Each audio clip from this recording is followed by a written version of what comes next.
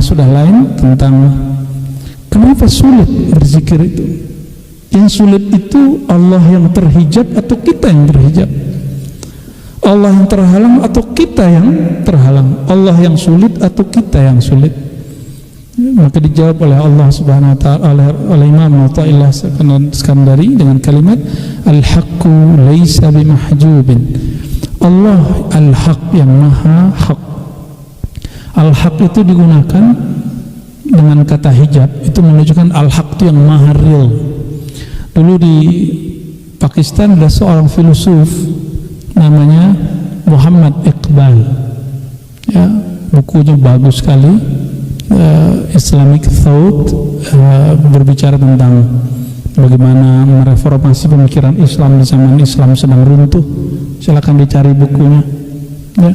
Dan dia termasuk orang yang meluruskan cara berpikir beberapa filosof Prancis mengenai Islam dan konsep ketuhanan, ya.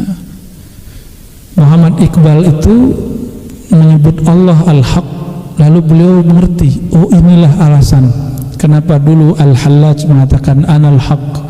Anal haq itu bukan aku Tuhan, tapi kata Al-Hallaj, aku sekarang menjadi real, benar-benar real, hakiki, bahwa aku seorang hamba yang hina, hanya Allah yang betul-betul ada. Itu makna dari Muhammad Iqbal, ya. Wa innamal mahjub anta anin nazari ilaih. Yang terhijab itu bukanlah Allah, karena Allah tidak mungkin terhijab. Apa arti hijab? Penghalang. Apakah mungkin Allah dihalangi oleh sesuatu? Wujud Allah itu bukan benda, bukan juga benda itu jisim. Jisim itu lawannya, ada jauhar, ada arat. Bukan arat. Arat itu karakter, kondisi, sifat yang melekat pada benda. Kalau ada kursi, mesti ada tempatnya kursi. Maka tempat itu namanya arat, kursi itu jisimnya. Paham ya? Ada wajah, ada indah, cantik, tampan. Wajah bentuknya itu, nah bentuk wujud. Wujud itu ada 3 jenisnya. Ada wujud yang hakiki, bentuknya ada bendanya. Ada wujud fil azhan, dalam fikiran. Maka coba merem, kelihatan nggak Monas? Kelihatan. Maka itu namanya wujud fil azhan. Seandainya masjid di Majapos ini hancur, masih kebayang nggak di kepala? Masih. Ada kawan kita yang sudah meninggal, ingat 1 orang aja, tuh masih ada kan di kepala? Masih ada. Namanya wujud fil azhan, yang membagi Imam Ghazali, ya. Ada wujud fil a'yan, realitas. Yang ketiga, wujud fil lisan, wujud dalam bentuk ungkapan nama. Maka setiap wujud ada namanya, setiap yang ada mesti ada namanya. Allah itu wujudnya bukan wujud benda, maka dia tidak mempunyai karakter tempat, tidak perlu ada arah. Jadi yang meyakini Allah ini berarah atas, bawah, kiri, kanan, dia terjebak menjisimkan Allah, membendakan Allah, dan itu pantangan aulia-aulia Allah Subhanahu wa ta'ala. Lalu bagaimana dengan hadis perempuan yang mengatakan fis sama, Tuhan di langit? Itu mesti ditakwil, ya. Atau dikembalikan ke makna hakiki dari kata sama. Sama itu sumuh, suatu yang tinggi. Allah itu maha tinggi. Orang Arab kalau ngomong fis sama berarti suatu yang maha tinggi.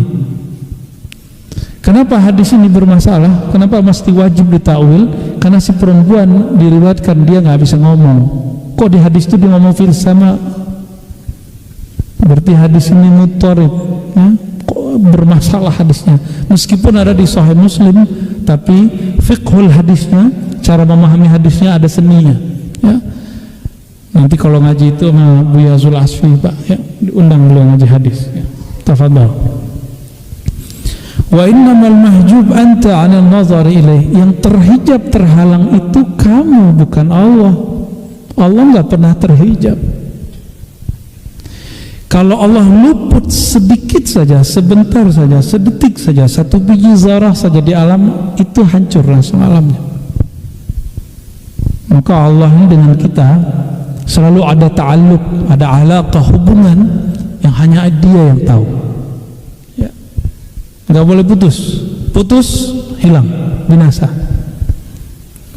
idh law hajabahu syai'un lasatarahu ma hajabah.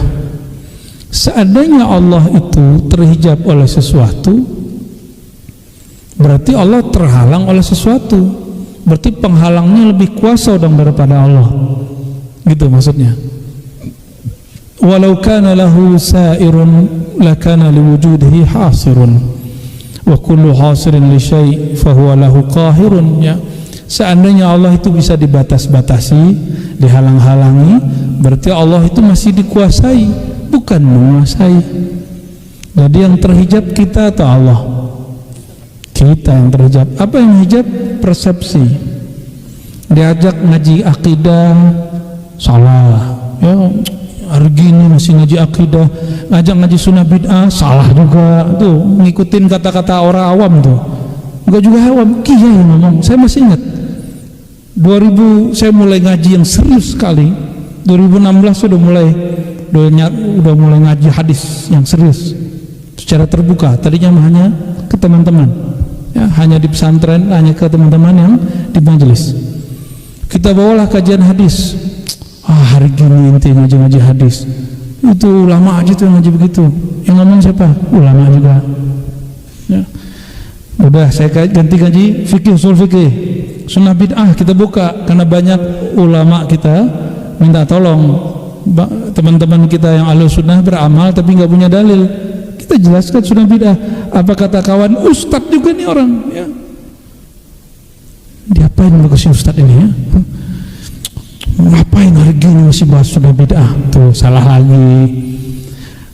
Udah, menurut saya sudah khatam ngaji sunnah bid'ah, saya ganti balik ke akidah, karena muncul orang-orang mengatakan Tuhan di langit, Tuhan di langit.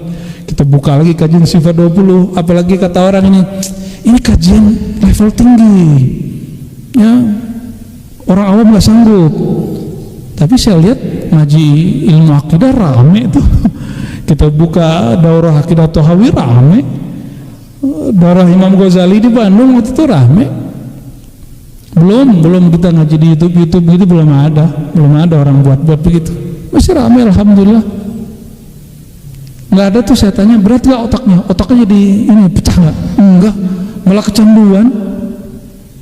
Kenapa? Ternyata selama ini antum itu terlalu dimanjakan dengan pahala-pahala dan ketawa ketiwi. Paling tinggi muhasabah, nangis. Ya, kita nangis juga, muhasabah juga, gitu nggak kita tinggalin. Tapi ada sesuatu yang mesti kita olah di sini. Ini otak terlalu sayang untuk dibiarin dia nganggur, ya. Jangan dianggurin nih otak. Adakah orang lahir jadi orang alim? Ada nggak? Nggak ada. Orang lahir la ya'rif syai'an, nggak tahu apa-apa. Maka kita memilih apa ketika hidup? Itu yang disebut ikhtiar. Jadi kesempatan saya dan antum semua sama untuk mengetahui suatu bab. Jadi jangan sulit, enggak. Tergantung, ilmu itu aurat, jika tidak dibungkus baru jadi masalah. Kan selalu kita bungkus dengan dalil akli, dalil nakli, selalu dalil akli dengan qiyas, analog. Dalil nakli kita sebutkan Qur'annya, sunnahnya, kalam ulamanya.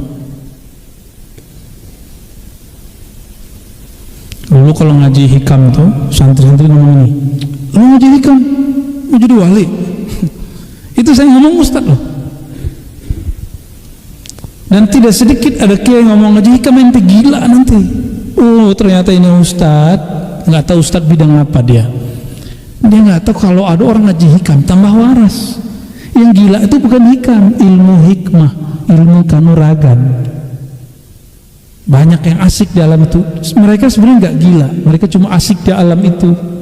Udah campur-campur sama alam ini. Akhirnya udah begini. Ya, nggak bisa membedain antara alam zahir dengan alam batin. Maka lebih enak jadi orang biasa, ya. Melihat yang zahir-zahir, lalu asik dengan yang ada dalam diri. Kenapa asik dengan diri itu lebih baik? Karena orang yang memahami dirinya akan memahami Tuhannya. Orang yang paham dirinya akan paham tentang Allah Subhanahu wa ta'ala.